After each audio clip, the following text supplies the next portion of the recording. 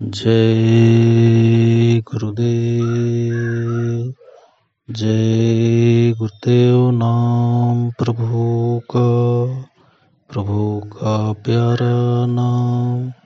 जय गुरुदेव। परम संत बाबा जय गुरुदेव जी महाराज सत्संग सुनाते हुए शाकाहारी सदाचारी बाल संघ पत्रिका के द्वारा बताए। मथुरा बाबा जय गुरुदेव ने सत्संग सुनाते हुए कहा कि यह महापुरुषों का जो रास्ता है उसमें बाहर से कोई ऐसी क्रिया नहीं है। इस रास्ते में अंतर्घाट पर बैठकर ही देखा जा सकता है। यह चेतन साधना है, जड़ साधना नहीं है। जो और लोग करते हैं वो क्रियाएं आप नहीं करते हो। उनका दूसरा रास्ता है बाहर इंद्रियों का, आपका दूसरा रास्ता है चेतन भजन करने का। वो अंधेरे की तरफ जा रहे हैं, आप उजाले की तरफ जा रहे हो। उनकी समझ में कुछ नहीं आएगा। पहले तो आपको भी मालूम नहीं था कि ध्यान क्या है, भजन क्या है, अंतर्घाट क्या है। सत्संग सुनते सुनते धीरे धीरे देखते देखते ध्यान भजन करते करते अब आपको समझ में आया है तो भजन करने लगे, ध्यान करने लगे। इस साधना में मन की पकड़ होती है जो और किसी क्रियाओं में नहीं है। जब आप आलसपन में भजन पर बैठते हो, ध्यान करते हो तो यह मन भाग जाता है। आपको हुक्ड़ नहीं है कि समय बीतता जा रहा है, श्वासों की पूंजी खत्म हो रही है।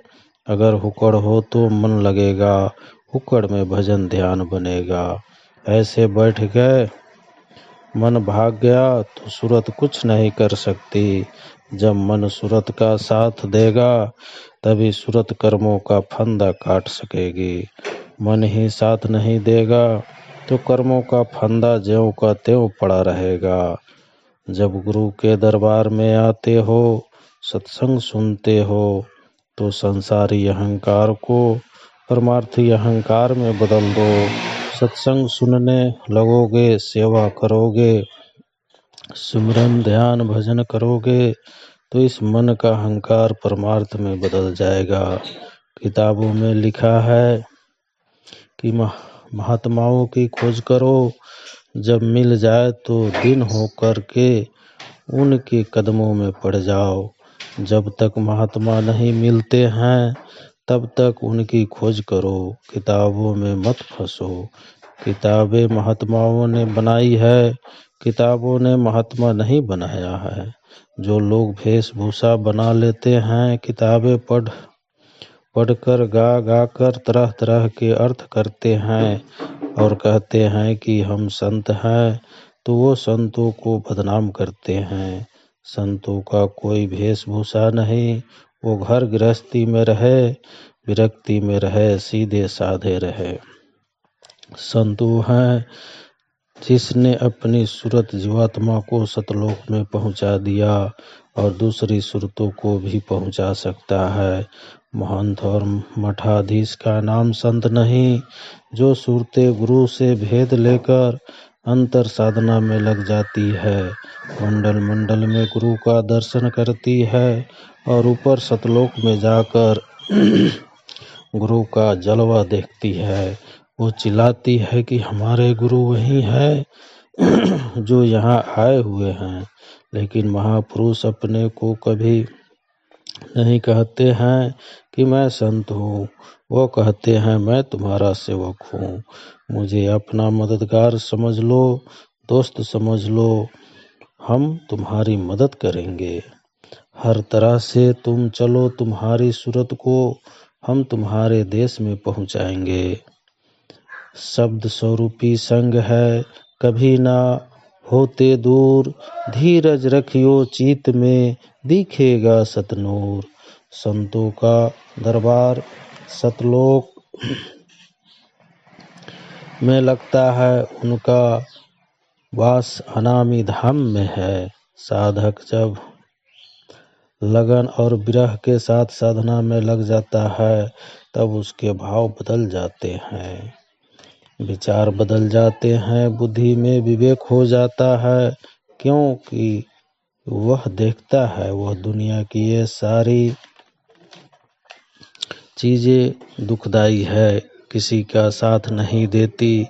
जीव चले गए, सम्मान यहीं पड़े रह गए। कितने युग बीत गए, उन जीवों को अभी तक मनुष्य शरीर में आने का मौका नहीं मिला। कितना बड़ा कर्म का बखेड़ा जीवों के साथ लगा हुआ है, इसीलिए उनको तड़प हो जाती है कि जल्दी अपना काम कर ले। श्वासों का क्या भरोसा, दुनिया के लिए जो तड़पता है वह अज्ञान का तड़पना है। उस प्रभु के लिए तड़पो, उसके लिए तड़पोगे तो कर्मों की मैल फूलेगी। जब कर्मों की मैल फूलती है तो मन भागता है कि हम यहाँ नहीं रहेंगे, कमाई नहीं करेंगे। लेकिन जब मन भागे तो सत्संग में पड़े रहो, भजन में लगे रहो, मन को ठंडक मिलेगी, फिर धीरे धीरे शांत हो जाएगा। पर अगर सत्संग छोड़कर चला गया तो दुनिया की आग में जल जाएगा। सत्संग छोड़कर चले गए तो आप कहीं के भी नहीं रहोगे, परिवार से भी अलग हो जाओगे, संसार में भी ठोकर खाओगे। मेरे पास तमाम टेलीफोन आते हैं कि पति को समझा दीजिए, पत्नी को समझा दीजिए, बच्चे को समझा दीजिए, माँ बाप को समझा दीजिए, दया कर दीजिए। दया तो होती है पर तुम उसे फेंक देते हो। हम बराबर कहते हैं कि एक बोले तो दूसरा चुप रहे, यह दवा है महात्माओं की। दूसरा बोले तो बाहर चले जाओ और ये मन में तय कर लो कि कुछ भी हो भजन ध्यान नहीं छोड़ेंगे। इसे भी याद रखो कि सत्संग नहीं छोड़ेंगे, सत्संग जरूरी है। पढ़े रहोगे तो अंदर भले ही शीतलता ना हो, बाहर से तो शीतल रहोगे, धीरे धीरे अंतर में भी शीतलता आ जाएगी। समय तो तुमने पहले से ही खराब कर लिया। जब तुम उधर की हवा में बह रहे थे, तुम समझ रहे थे कि बड़े अमीर बन जाएंगे, बड़े धनवान बनेंगे। जब मैं समझाता था तो तुम्हारी समझ में नहीं आया। लाद लिया कर्ज, अब रोते हो। सब करके देख लिया, कुछ नहीं मिला। मैं कहता था कि 5 लोग तो 5,000 देना होगा। मैंने सब कुछ कहा, समझाया, आगे का संकेत भी दिया। तुम्हारी समझ में ना आया तो क्या किया जाए। अब तो मैं कुछ भी नहीं कहता। अब तो ये है कि सत्संग में लगे रहो, सेवा में लगे रहो, उसे ध्यान से सुनो। ये चीजें सुनने को नहीं मिलेगी।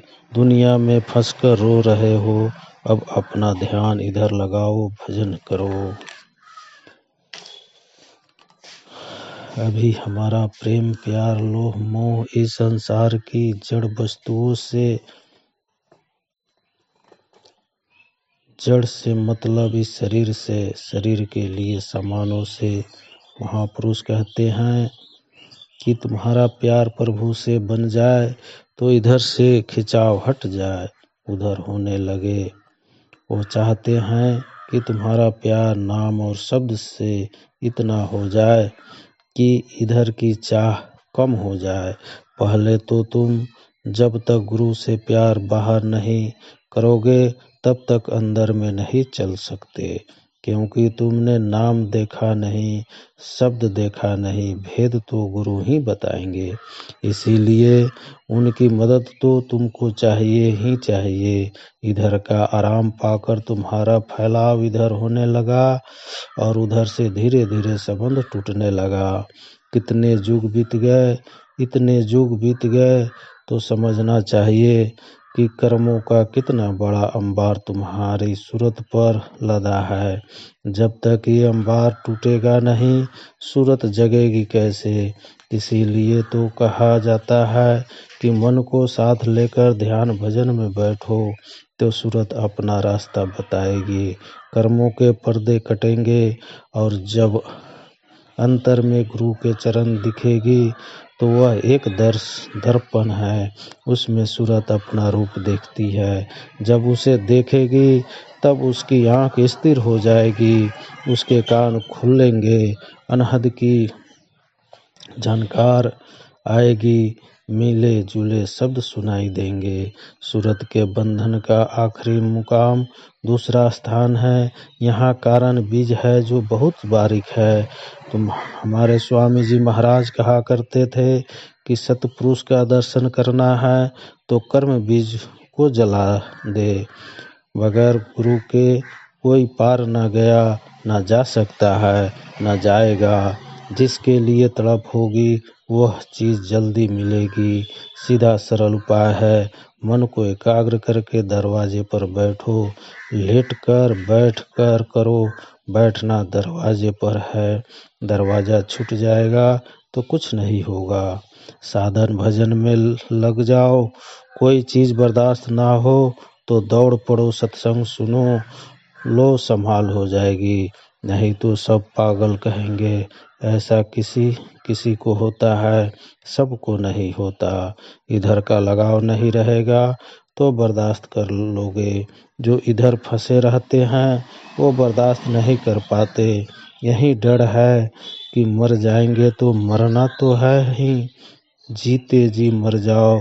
यहाँ लोग हैं जो रोज आते जाते हैं, उनको आदेश दिया जाता है कि जो कुछ अंदर बाहर देखते सुनते हैं वह किसी से ना कहे, क्योंकि उसकी परख पहचान यहाँ किसी को नहीं है। यह प्रभु का भेद है। छिपा कर रखो, नहीं तो लोग लूट ले जाएंगे। चुप रहो, चुपचाप अपना काम करो। साधक होशियार होता है, चुप रहकर वह अपना काम करता है। यह बात और है कि उसका चेहरा मोहरा बता ही देता है कि उसके पास कुछ है। जय गुरुदेव। एक स्मरण याद है, एक बार मैं गांव से बाहर जंगल में भजन कर रहा था। अपने घुटनों पर हाथ टिकाकर मैं भजन में बैठा था। मुझे नहीं मालूम था कि मेरे पैरों के पास एक बिच्छू बैठा है। भजन के बाद मैं उठने ही वाला था कि ऊपर से एक आवाज़ आई कि पैर मत हिलाना, पहले आँख खोलकर देख लेना। मैंने पैर नहीं हिलाया और आँख खोल दी। देखा कि एक काला बड़ा बिच्छू मेरे पैर के पास बैठा था। इतना बड़ा बिच्छू मैंने पहले कभी नहीं देखा था। अगर डंक मार दे तो आदमी चीख भी न सके। मैंने धीरे धीरे पैर हटाया और उसको देखता रहा। वह भी चुपचाप जंगल की ओर चला गया। हमें विश्वास हो गया कि गुरु महाराज हरदम रक्षा करते रहते हैं। जय गुरुदेव।